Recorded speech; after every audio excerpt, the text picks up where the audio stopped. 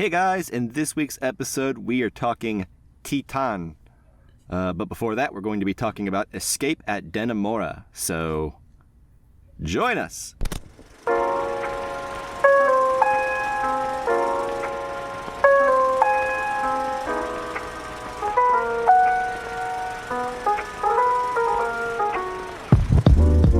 Hello and welcome to the Casual Cinecast powered by Cinelinx. My name is Chris, and with me, as always, is Mike.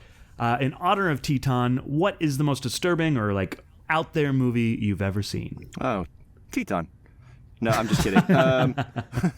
I would take that. I mean, I'd completely understand. I mean, it could be, arguably. I don't know. There's this really wacky, stupid film I saw once called A Serbian Film. I don't know if you guys have heard of that movie or seen it. I have, but I have not seen it, but I've heard of it. It's pretty dumb, but shocking, but dumb. So let's just go with that one. Sounds good. I think that's a good answer. Justin is also with us. How are you doing today? And what's the most extreme or crazy movie you've seen? Yeah, I think Titane is a good candidate. I think if not that one, then probably Gaspar Noé's Irreversible. Oh, yeah, that's a good one. It is a difficult watch, and both, in the subject matter and just the way the film is made is intentionally designed to be unsettling and not easy to watch. You guys remember Enter the Void? Another Gaspar Noé film? I do. Yeah, I haven't seen that it one. Yet. Was weird, but that one wasn't on the same level as Irreversible to me. Yeah, I think it's more out there in the answer to Chris's out there question, but not as disturbing. Yeah, that's true. Cooler opening credits than most movies. Yeah.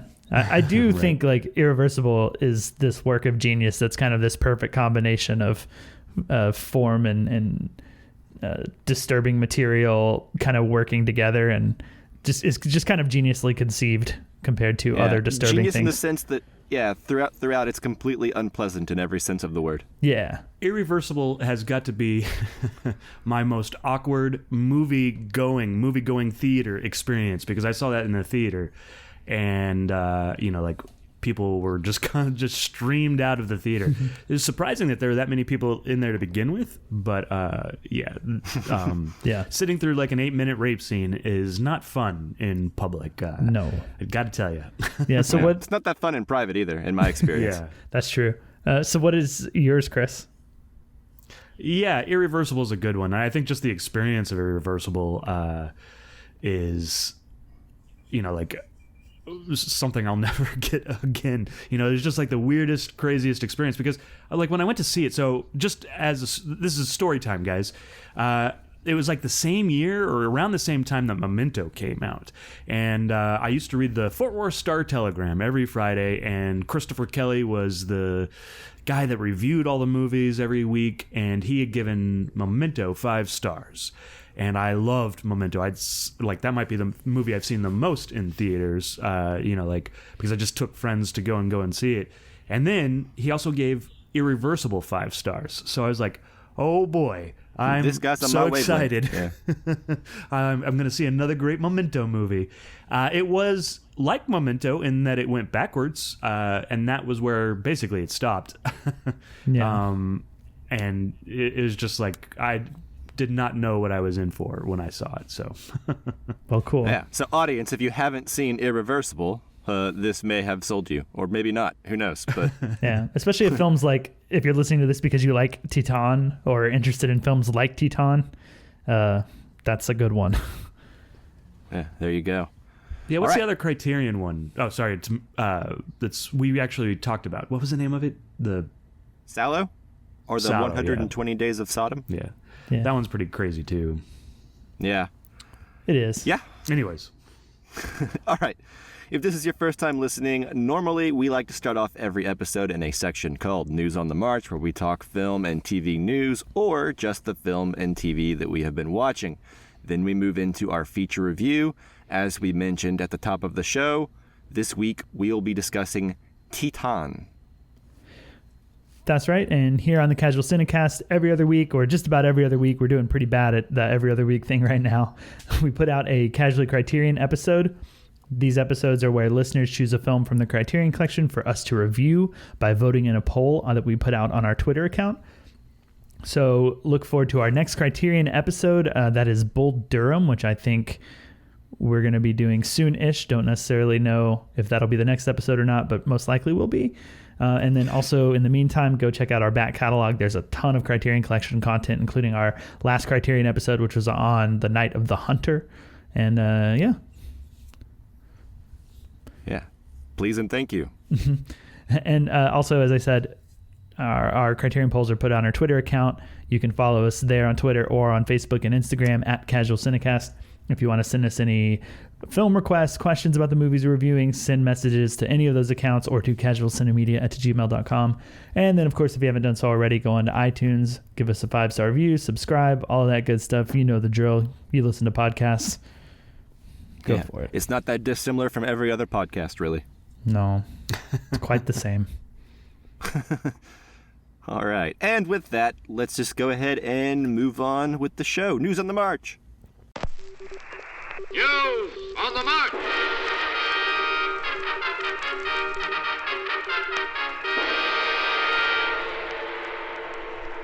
All right, we're here in News on the March. Mike, you're up first, and maybe also the only one, but we'll see. Go ahead. All right. So, yeah, this week I actually just watched like a mini series on Showtime called Escape at Dannemora. Have either of you guys heard of this show at all? I've heard of it, but I haven't seen it. Yeah, I've seen its title in our show notes here, but that's about it. Awesome. Awesome.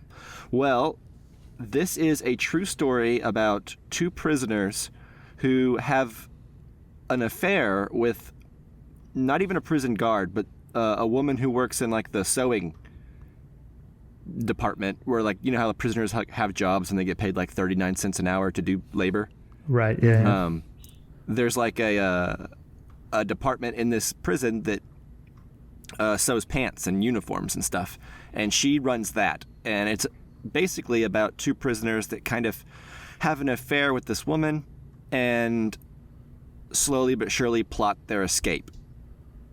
And this is a 7-episode miniseries on Showtime. And it stars Paul Dano and Benicio del Toro and Rosanna Arquette, who are all giving like fantastic, like career best performances, you know?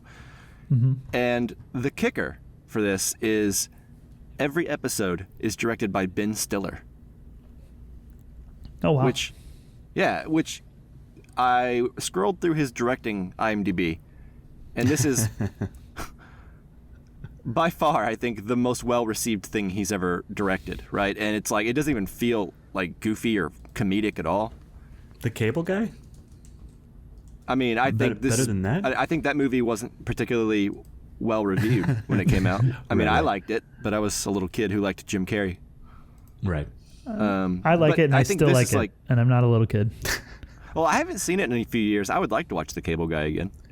Well, when it gets in the Criterion Collection. Yeah, I'll have an excuse.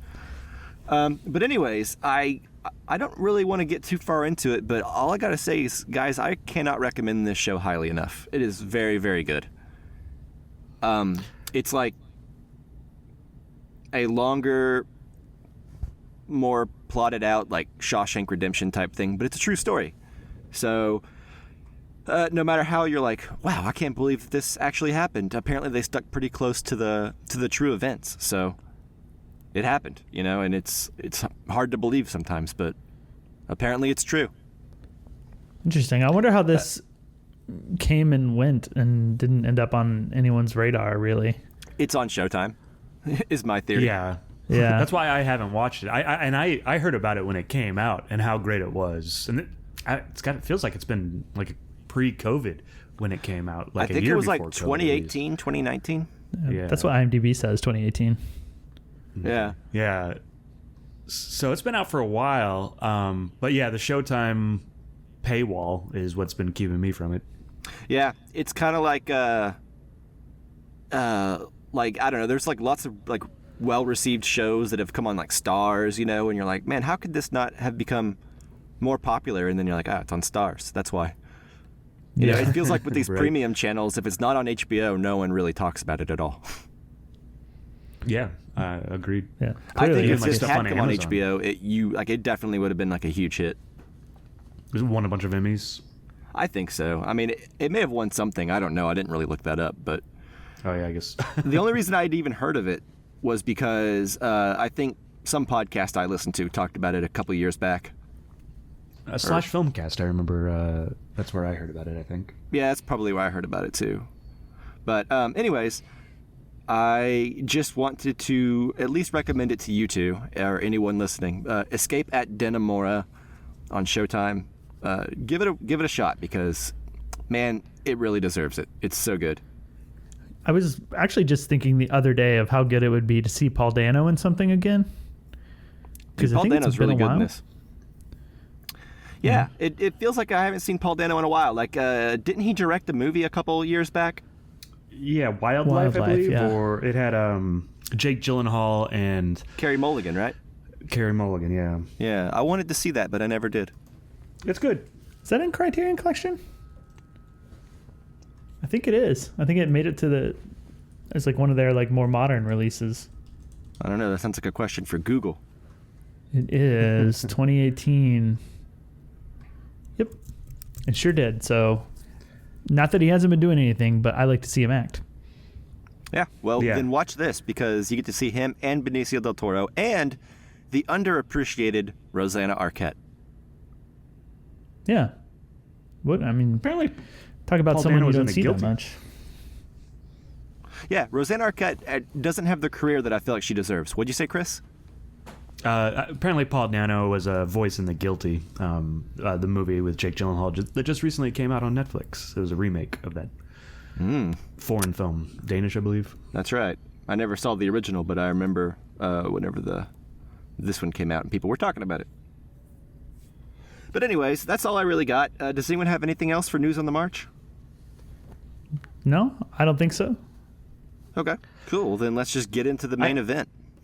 Yeah, Titan's going to take up a lot of our headspace Titane. and time, so... Titane, yeah. I Titan. even know how to pronounce it, and I still mispronounce it. That's the worst. Yeah, Well, better luck next time. It is the worst. All right, let's go.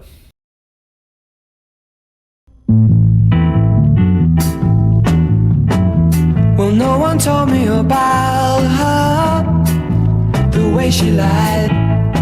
But it's too late to say you're sorry. How would I know? Why should I care? Please don't bother trying to find her. She's not there.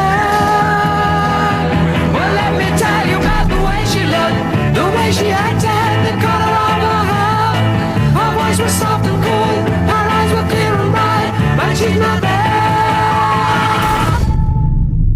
Okay, so as always with our newer films, we will be doing a spoiler-free section up front. We'll be talking generally about how we felt about the film, our general non-spoiler, spoiler-free thoughts about it. And before we get into spoilers or anything like that, we will give you a warning. We'll play a little bumper. So if you have not seen Titane, you can keep listening for now. And once we play that spoiler bumper, you can pause the podcast, go watch Titane if you choose to, and then come back and finish listening to our discussion. All right. Titane was directed by Julia Ducournaus. I believe Beautiful. I believe that's how we decided to say it. It stars Vincent Lindon and Agatha Roselle. I don't know. I'm doing my best here. I don't know. It might even be like Rosé or something like that. Yeah, maybe. Anyways. Yeah, it's probably Rosé because it kind of looks like Marseille, the Okay. town. And There you I go. don't envy you, Mike. Yeah, I know. Not that it matters. Yeah. I tried. The IMDb synopsis says, following a series of unexplained crimes, a father is reunited with the son who has been missing for 10 years. Titane, a metal highly resistant to heat, corrosion, with high tensile strength alloys. That definition was in the IMDb synopsis, so I copied it over. Yeah, that was strange. This has got to be the craziest. I don't normally like weigh in on the IMDb synopsis, but this has got to be the craziest one. You know, the most misleading, and it's got a definition for metal, so it's pretty awesome. Misleading yet educational, I would call this. Yeah. But yeah, I mean, that feels intentional. It does. I mean, I feel like less is more with this particular synopsis in this movie. I agree. For sure. Yeah. Okay, so, Chris, you saw this movie first. You saw this movie with a crowd, I believe. Yeah. So you have been pushing for us to watch this movie for a little bit now, so I vote that you kick us off on your thoughts. Okay, yeah. Really, my thoughts, the reason I've been pushing for this is so that I can work my thoughts out. You know, like I'm not quite sure where I fall with this movie. What I will say is I did find it funny, which is weird to say about this movie because it's so dark and obscure and absurd. Not obscure, it's absurd, and weird and but I did find it funny, and so did the audience I saw it with. So that either speaks to the audience I saw it with and myself more than it does anything else. But I found it intriguing. I was never bored watching this film.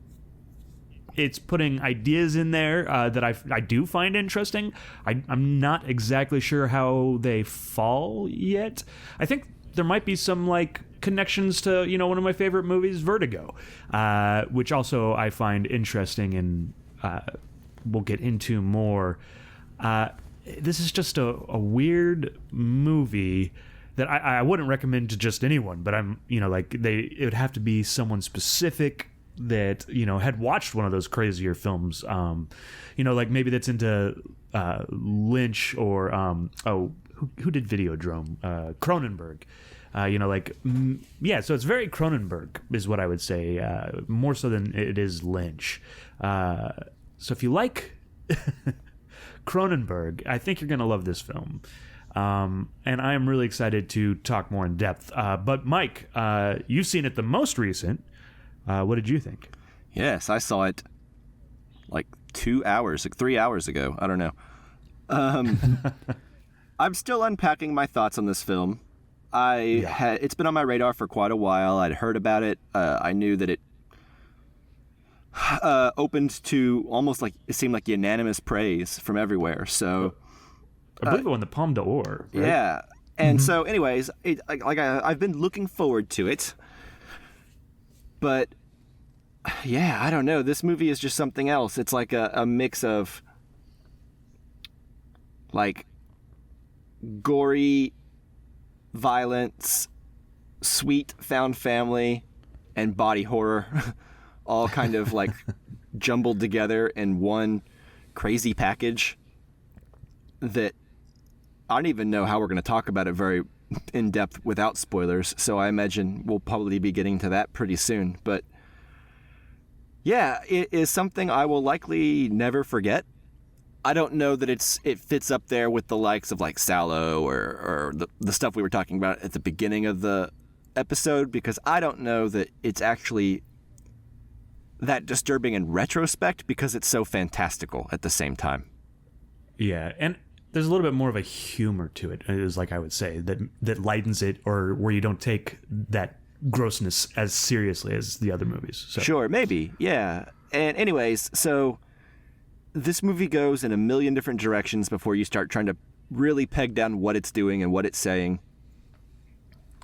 And it just seems like there are just like themes upon themes that the director is really trying to touch on, and somehow manages to balance that all pretty effectively, I would say. So I don't know. You know, it's not a movie that I would say I enjoyed,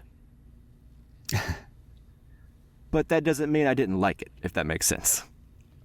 It's just sort of an experience. I don't know. I'll unpack more as we get talking about it, I guess. But Justin, what did you think?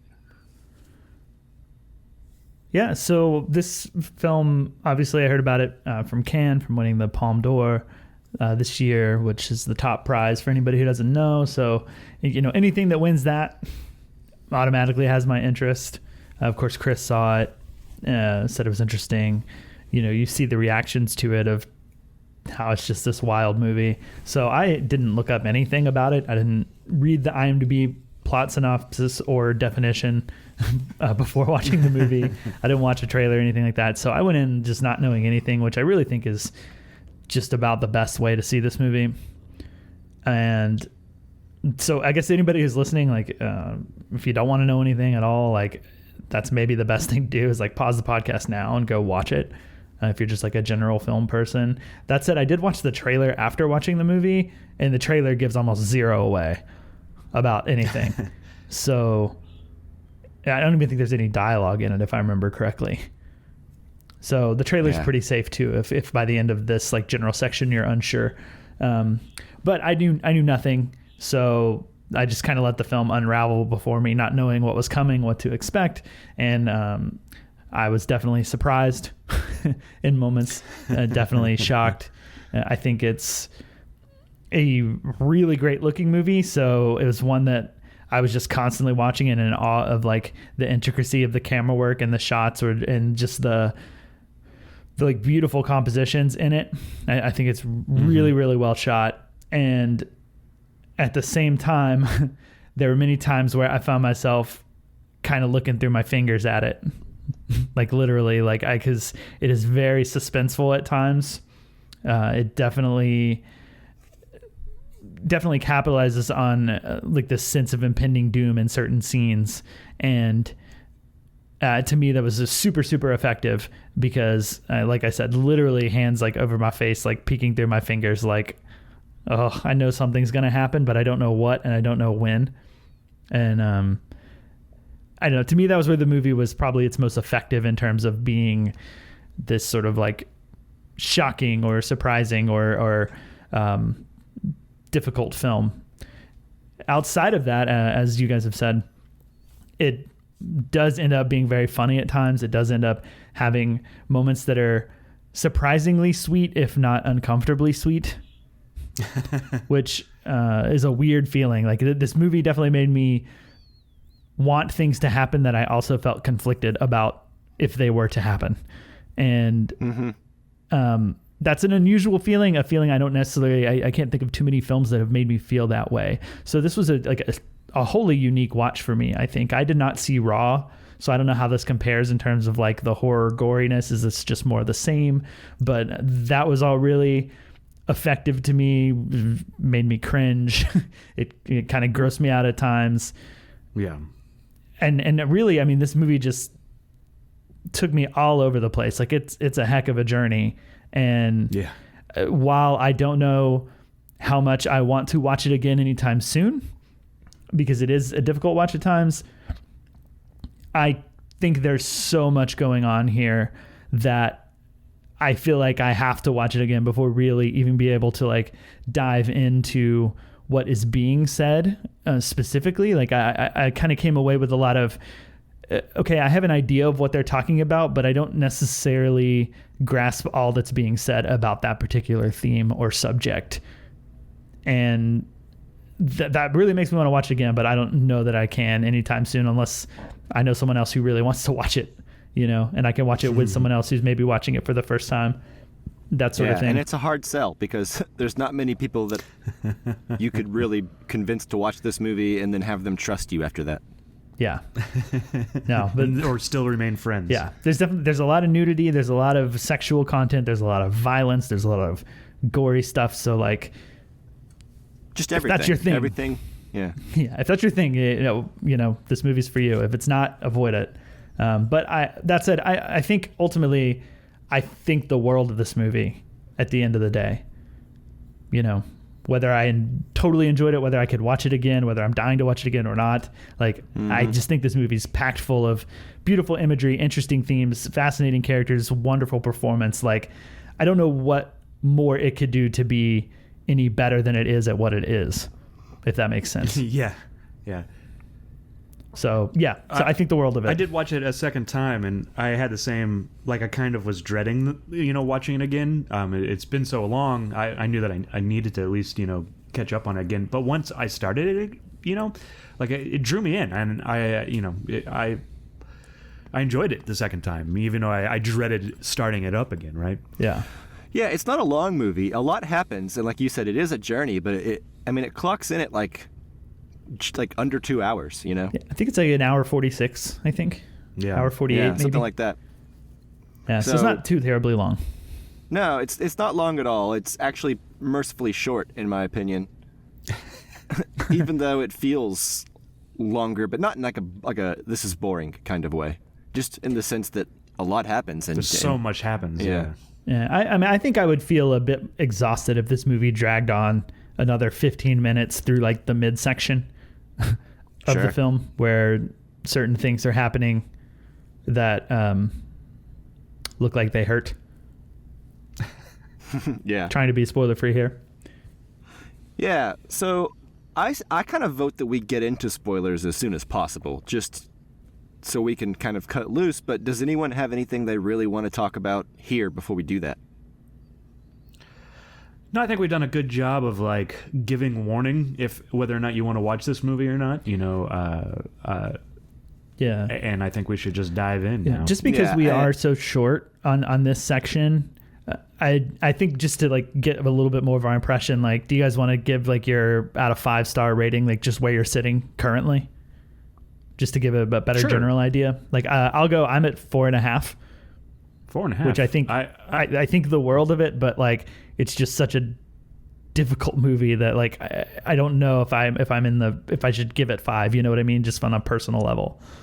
Yeah, maybe on a second watch, or or in a couple of years you rethink it. Yeah. I gave it 4. Okay. And that's just kind of like my top, anyways. Until like, and then like on a second watch, I try to give it 5 stars. Like if it's good enough. I don't know. My star ratings are all out of whack, anyways. Oh, that makes sense. I gave it 4 walking out of the theater. I hadn't decided on this yet. I purposely didn't log it in Letterboxd for this very reason. Oh no. You don't have to be held to it. No, I would say 4. Yeah, I guess I would go 4 out of 5. Okay.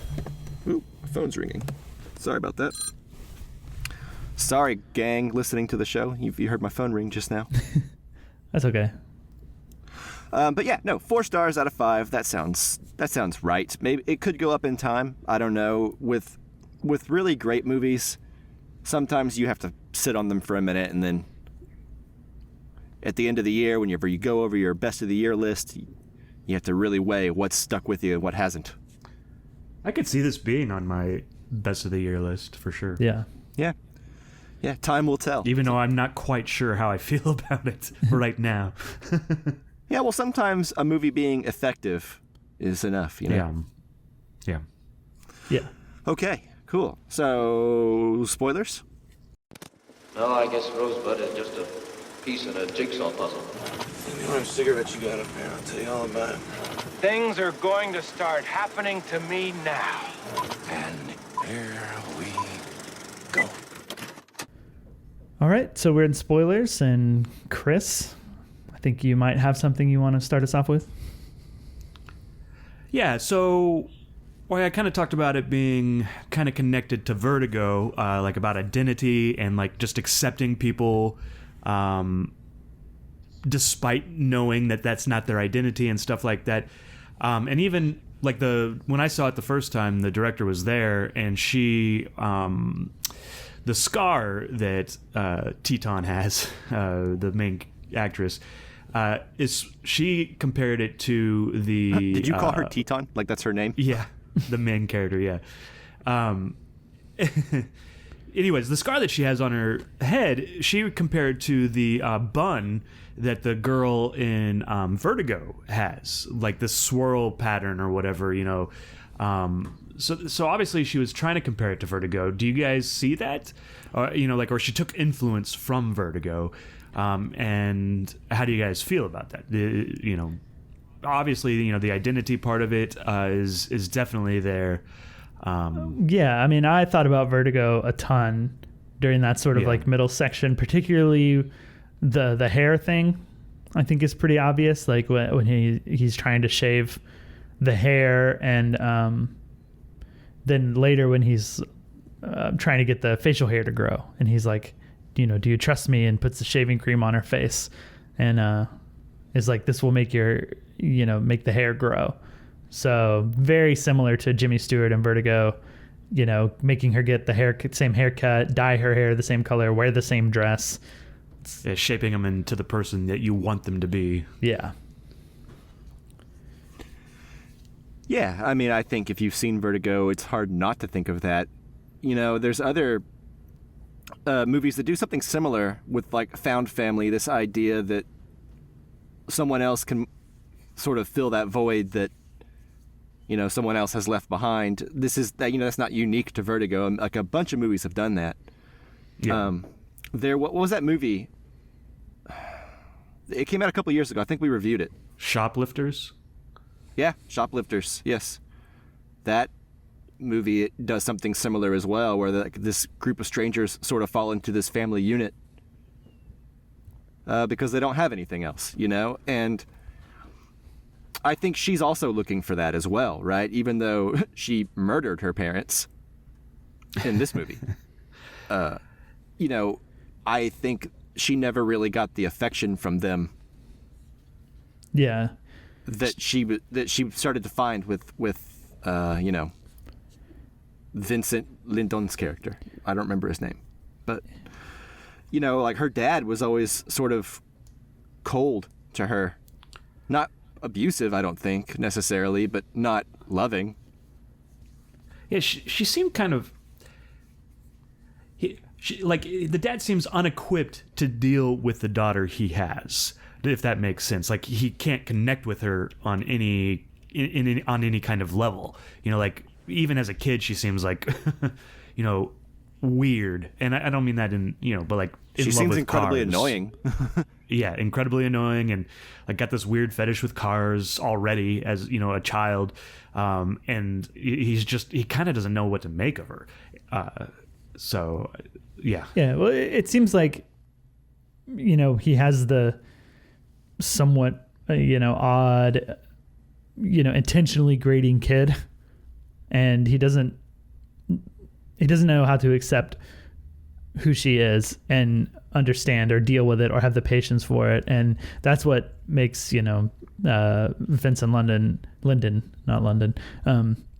That's what makes his stuff so powerful, because he doesn't care who she is, right? Like, he will accept her, you know, and he needs somebody to fill that void, you know, like, and he doesn't care how it's filled, you know, like, just as long as it's filled, right? Yeah, it's definitely not the most, like, clean cut way of, like, I don't care who you are, I'll accept you no matter what. It's a little bit dirtier than that. Like, but there's something sweet about it. Well, his character in particular was something that I kind of wanted a little bit more of as I was watching the film. Now that it's over, I don't know that it's necessary, because, like I said, less is sometimes more in regards to this movie. But I get the feeling that he is a man who is responsible partly for his son not being in the picture, right? Like, I don't know if it was like sexual abuse or what, but I feel like there was some sort of abuse, at least emotionally, from his end, right? Because whenever he first picks her up, what does he say to her? He's like, no one will touch you or I'll kill them, even if it's me. Yeah. You know, and he seems to be unable to move on from his grief in a different way than, like, his ex-wife or, you know, ex-lover or whatever she was seemed to be, right? She seemed to have moved on with her life, but this guy is just living in, like, his own hell, you know? Seems like he's punishing himself for something. Right, exactly. It feels like, self-induced punishment for something he feels responsible for. So I don't know. I don't get the feeling that he's particularly innocent as well. No, that's what... Maybe not as bad as she is, because she seems horrible, but... Yeah. She's a serial killer. Yeah, she's a straight-up murderer. Yeah.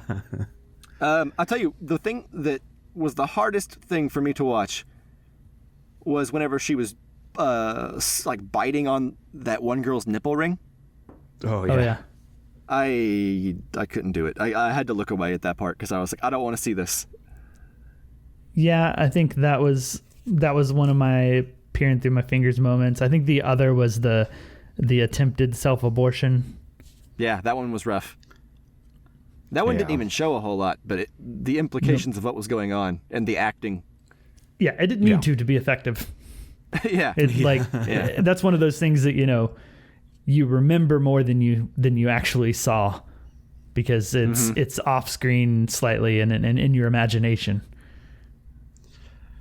And then I like how it's followed up by a slapsticky murder romp through the entire house, murdering everybody. Yeah, that's a part where, when people say, "Oh, this is funny," like that part definitely sticks in my head when I hear that audiences are laughing at it, and I'm like, "Yeah, I get it. That part is pretty funny." Well, that and the car sex scene is pretty funny too. I think it's so absurd, as it's got the hydraulics going. Yeah. It's pretty wacky. Yeah, that was. I didn't laugh per se, but I was like, man, this is this kind of movie, huh? It was just okay. Here we go.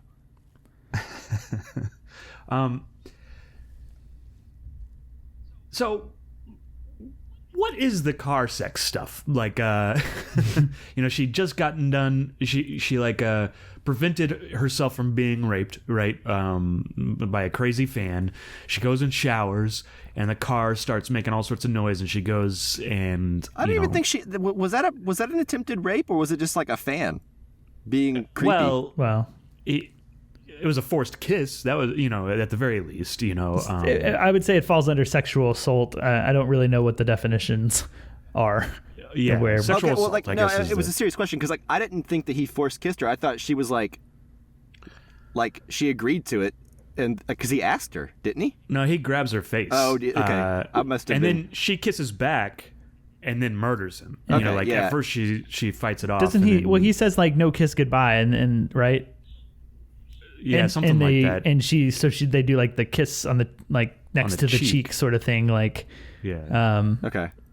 I think she consents to that to get rid of him, but then he reaches in and grabs and goes in for the real kiss, and she only kisses back to falsely get him into the death blow. And apparently she's been murdering people prior to this movie even starting. Is that you guys'? The news report led me to believe that that's what was going on. Yeah. So I was worried briefly that she was going to have murdered the kid. Because early on, I think the first thing we see on the news after that murder scene thing is there's a missing kid. A kid has been missing for a long time. Yeah. Yeah. So, that's what I originally thought as well. I was like, okay, she just killed the creepy guy. No problem there. But then once she started killing people who didn't do anything wrong, I was like, well, maybe I viewed that scene wrong. Man, she kills the one guy too. He's like, if you're tired, I'll let you use my bed. And then she just stabs him mercilessly.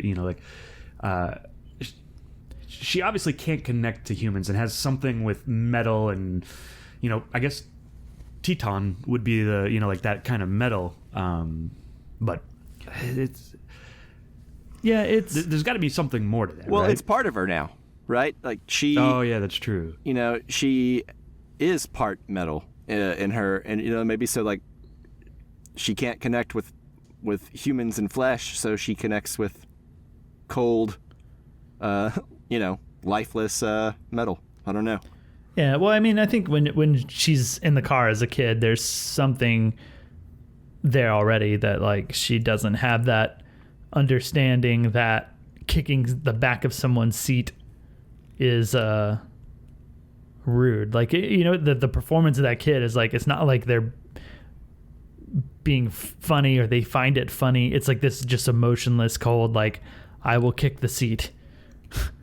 Yeah, it's not like she's changed much as an adult, is kind of how you get the feeling. She has that thing where they actor tilts their head a little bit and there's a little bit of shadow over the eyes and they look creepy. And both actors young and older kind of get the same feeling. Well, yeah, I don't know if. Well, I kind of viewed the first scene as a need to connect and not going about it the right way.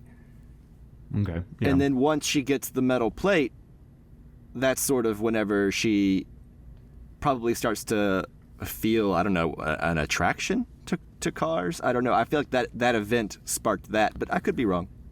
Yeah, well, I mean, that's obviously the first time we see her hug the car and kiss it after leaving the hospital. But there's something to the way that kid is like making the motor sounds. Like, I think there's already a fascination, and maybe ending up with metal in the head feels like, I'm part metal now too. Like, maybe I'm closer to a car now, and I guess that's what the car sex is about, and why she is a talented, seemingly famous car stripper. I don't know what you'd call that, or I think like a not dancer. really, not really stripper. I guess that's the wrong word, but like dancer. Yeah, so she gets to kind of like sexually gyrate all over cars all day. She's basically making love to the car, in that scene, I think. Yeah. Yeah. I mean, yeah. She does it more so later on, but yes. Yeah. So you asked what the car sex is, Chris? I don't know. I mean, Yeah. how can we even answer that? Yeah. yeah. Here's one thing I thought was interesting. So she goes and she joins these firemen at their little firehouse, where they all seem to live and hang out and party with each other. And they seem, I don't know, outwardly homophobic to a degree. Yeah. Right? Like they're not bullying her necessarily, but since she's posing as a boy, they do make comments about how he's gay or whatever. Meanwhile, multiple times throughout the movie, they have these really homoerotic dance parties where there's no girls around, and they just sort of dance without shirts on to pop music. Yeah. And what's with that? It's like toxic masculinity, but also they're not quite capable of seeing how they are the thing that they are making fun of. I don't know. It's strange, right?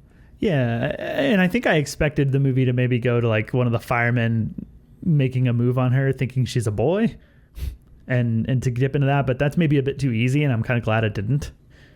Yeah, because I think it, makes more questions and more things to think about than like, oh, these firemen are actually like have like homosexual tendencies and are covering up for it. I kind of took... That's a little on the nose. Yeah. I kind of took the whole aspect of firemen as kind of a companion to the opening shot of the car dance place, where it's like you have this sort of like cars and like sexually provocative women dancing on them in bikinis, and then like there's something stereotypical about that, and in the same way there's something stereotypical about firemen being like the women's profession of sexual fantasy, right? Like whether that's true or not, right? But like, there's like the old joke of being like a fireman calendar, like a sexy fireman, right? Right. And so to me there was this, I guess, rather than thinking about what does that mean for these firemen, it just almost felt like this is kind of the opposite fantasy of like sexy girls in cars, is like firemen dancing with each other. I don't know. Yeah. And I think it's also, it's connected to like in the French Bastille Day,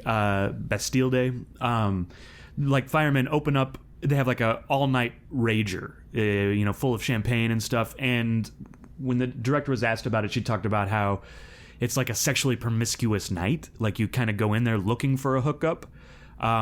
those are all cultural things that I don't necessarily take away from, but like because it's it's obviously French, I do think that there's something there. But from my understanding, that's how it works. Like on Bastille Day, they move their fire trucks out of the house, and then they just have like an all night rager and kind of get promiscuous. Well, sure, but then it was also a choice to not include any women in that scene either. Right, for sure. Yeah, and sorry, go ahead.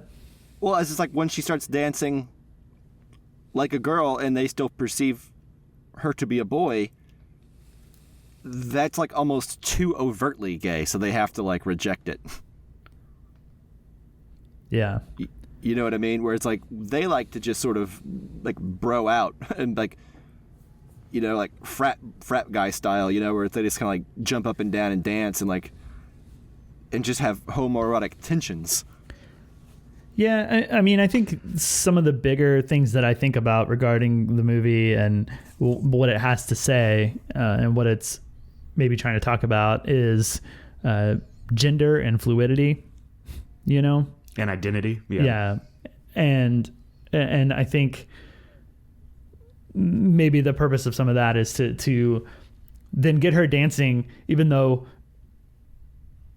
she's a boy, and they're like, oh yeah, dance. And then like when she starts dancing like a girl, it's like, okay, well not like that. You know what I mean? Like trying to like define what you can and cannot do as a boy or a male. They're kind of like the character from Chasing Amy, Jason Lee. Is that his name? That's the actor's name. Secretly gay, but calls everybody else gay. I don't know if Chasing Amy is probably the right thing to call, but that's what they feel like. Like yeah. I mean, I think there's some genuine like, what's going on here? Like, what is this? I don't know that I picked up too much vibe of like, oh, some of them are actually into this. I think they're all. I mean, they started. It's weird because like they put her up there to dance, and then all of a sudden, like a Wayfaring Stranger starts playing, which is like a really slow kind of. I don't know. Did that not really not the same vibe song? Did that really play? Because I felt like these moments in this film where we get the pop songs almost go into. That's when we get kind of like crazy wild, and like her brain kind of does whatever it does that takes her into like serial killer mode. I mean, it's possible she was the only one hearing that song, but yeah, I don't know that that's a definite answer. I mean, because they were playing music beforehand, and so who knows? I don't know. There was just, and I wish I could remember some examples, but I felt like there were a couple times through the movie that these songs kicked in. That was the second time we heard that particular song. I think it was a different version earlier in the movie, but so you may be right on that. Yeah, maybe was it in the house whenever she was like killing the people? There was like some pop song that started playing at some point, not like non-diegetically. Well, I think the first time we heard Wayfaring Stranger it was like a country western version that was playing like at her house, like on the TV or something. Yeah. So let's talk about the body horror elements of this whole thing. If you insist. Yeah. So, first of all, have you guys seen Boys Don't Cry? Yeah. Long time ago. Swank? Yeah. I don't know. The idea of like every time a woman has to like push down her boobs with like like bandages, you know what I mean, and like try to pass as a boy. That I don't know. It seems like it hurts really bad when she's like pushing her belly down. Yeah. That was disturbing. Yeah, I hate that feeling. Like I don't know. It just like makes me feel pain. And every time she's like scratching her stomach and like the motor oil starts coming from her nipples and stuff like that, it's just so disturbing. I don't know. That's something So straight out of a weird, Cronenberg movie for sure. Yeah. Yeah, absolutely. And I think, that's earlier I was saying, if this movie were longer and made me go through like, 15, 20 more minutes of like that section of the movie where like things are happening like that. And like I felt like I was like pushed to my limit with with how excruciating that was and how much we saw of it. And I was like, I don't think any more deterioration. Like, it kind of like climaxed at the right moment, you know? Yeah. After she goes and becomes intimate with the fire truck. Yeah. I was like, oh man, how much more of this do we have? Like, where can we go from here? And then it turns out not that far. Was that attempt successful or failed? I don't know. I mean, she was definitely like moaning, but the fire truck didn't seem to be responding the same way the car did. That's true. It did not. I guess I got have his lights vibes flashing or anything. I got vibes that she ended it frustrated as opposed to satisfied. I mean, maybe she looked like she's about to give birth to a little baby, so she's probably in a lot of pain because like moments after that, it seems like she's crawling on the ground, unable to carry on, you know. Mm-hmm. Yeah. And what's with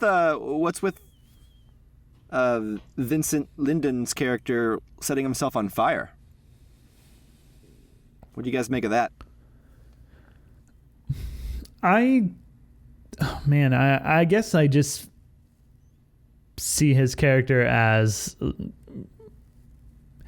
you know, he's gone too far, like down this path of like living in this hell, and like I can't imagine that anything that happens with whether his son actually comes back or he develops this, you know, father-son relationship with Alexia, like I don't feel like he can ever return to being like happy again. He doesn't ever, like, except in like brief moments, I guess, like he smiles, but like, I don't know. I think he's just constantly like fighting a losing battle of trying to convince himself that like life is worth living. And I think it was a moment of losing that fight. Sure. And then now that he has this baby, what do you think's next? You know, I mean, does he just raise this baby? Yeah. Second chance at doing it correctly. I mean, that's kind of what I took from it. Like, I wouldn't doubt, you know, if he just keeps this little car hybrid baby.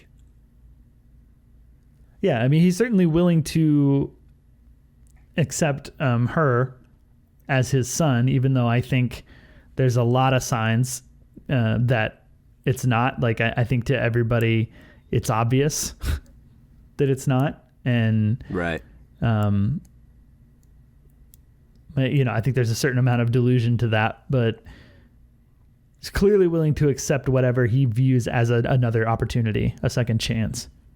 Mm-hmm. No matter what package that comes in, whether or not it's a girl pretending to be a boy or a half car, half human baby. Yeah, I mean, his ex-wife or whatever she was said it best whenever she walked in on Alexia and, you know, saw that it was a pregnant woman. She's like, I don't know why you're doing this, but just take care of him. He needs somebody. Mm-hmm.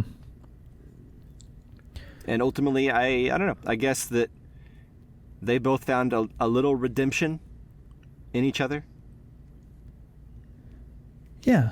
Yeah, it's about the transformation of, like, his love, or, like, you know, he's willing to love no matter what, you know, just fill this void or whatever. Right, something her own parents didn't seem able to do. Yeah.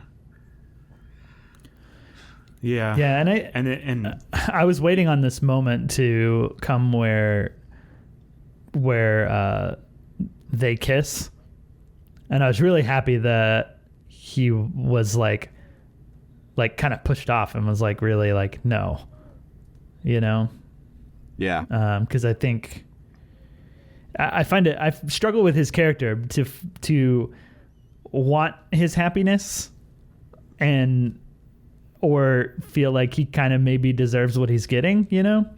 Right. Because I think we've talked about it a little bit, but he's definitely not like an ideal father figure, right? Like, I think there are signs that he's controlling, that he's wants to be the authority figure, right? Kind of like hyper masculine. He's like doing steroids just to keep up his like physique. Yeah. around all these young firemen. Yeah, and he's like, why are you in your clothes, like sleeping? Like, I'm going to take your clothes off. I'm going to undress you. And it's not like sexual assaulty. It's just like what does that matter to him if a person sleeps in their clothes or not? But he seems like intent, like, I will undress you. Yeah. And that was like the night he got his son, in air quotes, back. You know, like, maybe give your son a break. You know, like, give him some space. Yeah. Yeah. So I think earlier I said the film was like conflictingly sweet or something like that, or I don't remember the term exactly, but like I was regularly conflicted between these two characters, you know, wanting them to find an understanding, and I recognize the sweetness that could exist between the two of them, while they're clearly like extremely flawed. Obviously, she's the serial killer, maybe a little sociopathic, but like scenes, and it's weird, like I think maybe a scene that feels a little stereotypical, or like maybe you've seen before in some other form, like when he puts the music on and forces her to dance in the like living room, dining room in their house. That's so uncomfortable, but I don't know. It's like uncomfortably sweet that he's, you know what I mean? Like, it's a weird There's scene. a lot of discomfort, right? Like, there's the first scene, the first dance party scene where like they start dancing, and it's like fathers and sons don't really dance like this together. Like, Yeah. And then like all the firemen are like, what? So there's a lot of that discomfort. Like, they're always sort of pushing the line in physical contact between, like, if you really believe this is your son, would you still be doing this? I don't know. Yeah. And if so, that's probably not good. Right. Yeah, no. And we haven't mentioned it yet, but another scene that was really, really hard for me to watch was the like breaking the nose scene. Oh, yeah. Oh yeah.